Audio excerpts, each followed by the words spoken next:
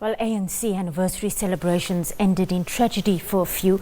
Northern Cape police are now investigating a case of culpable homicide after a bus transporting ANC supporters and a car collided head-on last night. The supporters were travelling from the ANC 108th anniversary celebrations in Kimberley through Namaqualand. Well, this collision took place between Uppington and Kimos. The police's Mahale Ramatseba says the driver of the car, who was a police captain at the Uppington police station, suffered burn injuries and died on the scene. Still on the road, 6 people have been killed, including 3 children, in a horror crash between a private vehicle and a truck on the N1 North near Petroport just after Pretoria. It's believed the private vehicle lost control and veered off the road and eventually collided with an oncoming truck. Our reporter, that's Sipho Stearman, spoke to Tshwane Metro Police spokesperson, that's Isaac Mahamba. We are coming from the N1 North, just outside Pretoria, near Petroport, where a horrific accident just took place earlier this morning, where about 6 occupants of the vehicle died right on the scene, including about 3 children earlier today when the truck veered off from its side of the road and collided with a truck here. We've got officials still trying to clean up the wreckage. Deadly scenes here, an entire car full of people just perishing on the roads. But to get more details here, I am joined by Tshwane Metro spokesperson, that is Superintendent Isaac Mahamba. Sir, thank you very much for your time. Talk to us about what actually happened here this morning. Yes, we can confirm that earlier on, just before 9 o'clock, this horrific accident took place. What we know at this stage, or the information that we are having, is that the SUV was traveling direction south towards Tshwane, and the truck was heading direction north towards Limpopo. And as I said, the information that we are having is that the SUV lost control of the driver lost control of the motor vehicle, and it overturned to the northern side where it collided with a truck.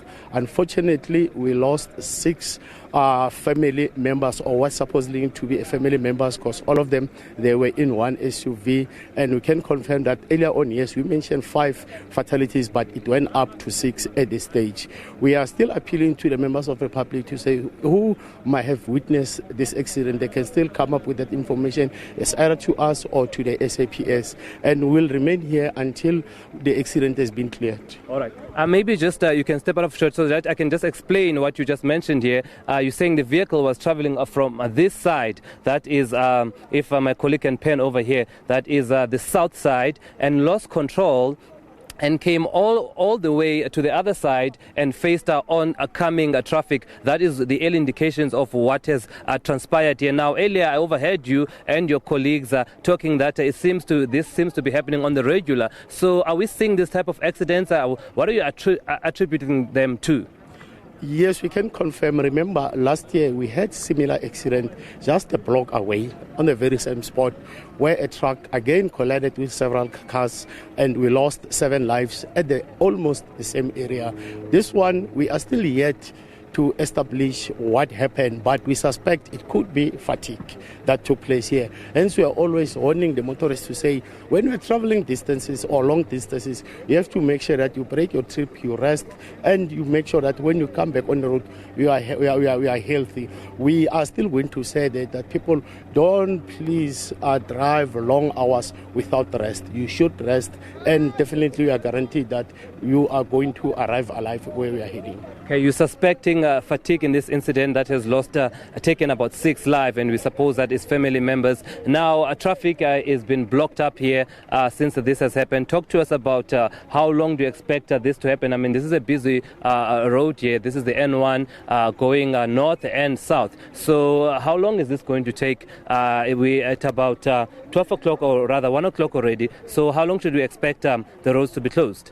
Yes, we can confirm that N1, both directions, currently is closed for traffic. That might take about an hour while we are allowing the SAPS to continue to investigate what transpired here. That's why we are saying, or we're still pleading to the motorists to say they should avoid coming into the area and use alternative routes. And correctly so, this is one of the busiest main road that connects Tshwane and Polokwane. And again, it's one of the focus or where we continue to deploy our members just to make sure that they assist the motorists here with visibility and the likes. And we'll continue to deploy our members just to make sure that, as I indicated, we maintain the plans or the operational plan that we started last year. We are going to make sure that when we end by the end of January about our plan, we are going to make sure that we try save more lives. All right. You mentioned that in this particular accident there were 3 children involved here, and I wonder, because we know that schools are going to be reopening on Wednesday, are we seeing increased volumes of traffic and maybe people that are still coming back from the festive season, from the holiday season? Has there been a shift in terms of traffic volumes, seeing that the schools are going to be opening this week? Definitely from tonight or from now as we're speaking, we expect that the traffic might go up because people are still coming today, tomorrow, up until the Wednesday from their holidays, from different places heading back to Tshwane. Hence, we are saying as the department will continue to deploy our members just to make sure that we assist these motorists. But yes, we are expecting the number of traffic or volumes, it will definitely go up.